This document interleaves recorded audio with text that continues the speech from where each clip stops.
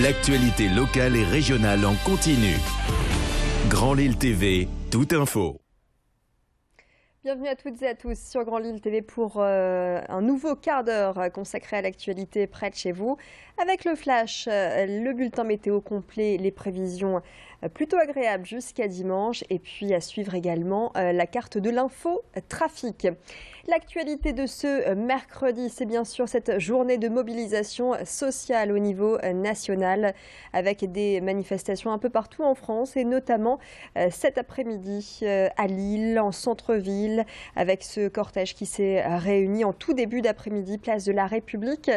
Salariés du privé et du public, lycéens, étudiants, retraités et demandeurs d'emploi se sont réunis, un mouvement commun pour dire non à la loi El Khomri, à ce projet de loi qu'ils veulent rediscuter pour également préserver le dialogue social.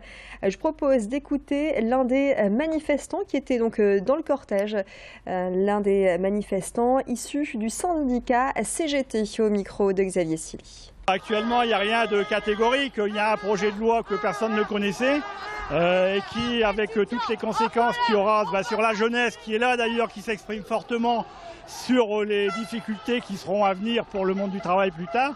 Donc aujourd'hui, dire non à un projet qui prévoit de pouvoir licencier plus facilement, diminuer le salaire, détériorer les conditions de travail, c'est tout à fait normal qu'aujourd'hui on dise non. Ceci étant, on a aussi des propositions pour améliorer les droits des salariés et non pas les détricoter.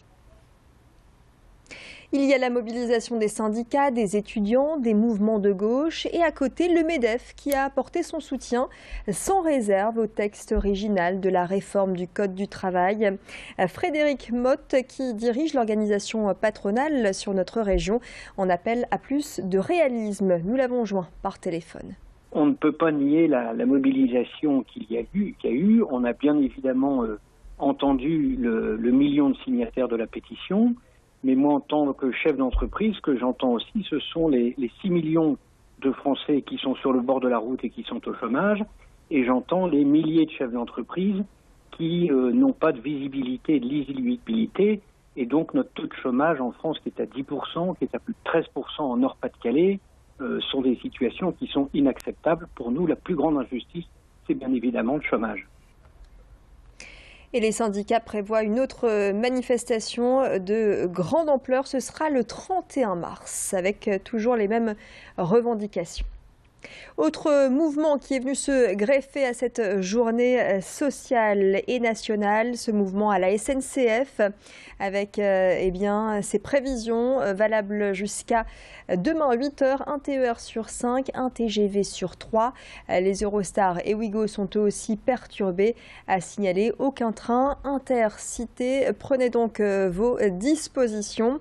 Nos journalistes étaient donc en gare Lille-Flandre ce matin aux côtés des syndicats cheminots. Leur grève vient se greffer aux mouvements sociaux contre la réforme du droit du travail. Le syndicat FO réclame le retrait pur et simple du projet de loi El Khomri. Alors nos revendications, ce ne sont pas le report de la présentation du projet de loi en Conseil des ministres, mais bien l'abandon du projet de loi El Khomri. Parce qu'on considère en fait qu'il s'agit ni plus ni moins d'un recul social jamais égalé pour les salariés depuis de nombreuses années, de l'autoritarisme social et également un projet tout à fait libéral qui répond vraiment aux revendications, là pour le coup, de la Troïka, c'est-à-dire la Commission européenne, la Banque centrale européenne et le Fonds monétaire international. Voilà ce que l'on pouvait dire en ce mercredi sur ces différents mouvements sociaux. Le coup de gueule à présent d'Éric Bocquet, à la fois sénateur du Nord et maire de Marquilly. Il a choisi d'interpeller les pouvoirs publics. À l'origine, un article dans la presse quotidienne régionale qui dénonce les conditions imposées par l'UEFA aux restaurateurs situés sur le parvis du Grand Stade lors des matchs de foot de l'Euro. Concrètement, les commerces devront cacher leurs marques au profit des sponsors, de grandes marques mondialement connues.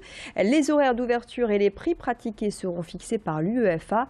Et enfin, chaque commerce devra payer une redevance de 600 € pour pouvoir ouvrir les soirs de match. Des conditions inacceptables pour Éric Bocquet, alors que ces commerces installés depuis 2012 espéraient bénéficier des retombées économiques de cette compétition européenne. Le sénateur du Nord a adressé une lettre au ministre des Sports. Et donc, ce sont les grands sponsors des multinationales américaines, McDonald's et Coca-Cola, pour les citer, qui imposent leurs règles aux commerçants implantés autour du stade depuis 2012, à savoir obligation de payer une redevance de 600 € pour chaque match pour faire partie de l'enceinte commerciale du stade, obligation de dissimuler leur propre enseigne, obligation de vendre les boissons dans des gobelets marqués UEFA, et en cas de refus d'accepter ces règles, ils se verraient confinés derrière une palissade de 2,60 m de haut, occultée par une bâche opaque. Dans quelques instants, les prévisions météo avec de très bonnes nouvelles. Après un mercredi marqué par la grisaille, la pluie et les rafales de vent, eh bien, le temps printanier va s'installer près de chez nous, y compris pour le week-end, avec des températures qui vont également se montrer beaucoup plus douces. On attend jusqu'à 12 degrés, notamment dans les prochains jours. On voit ça dans quelques instants, dans le détail avec les prévisions météo près de chez nous jusqu'à dimanche. Et puis d'autres infos à suivre sur Grand Lille TV, votre chaîne d'infos. On continue dans la région Nord-Pas-de-Calais, Picardie. Excellent moment à vous tous et restez avec nous.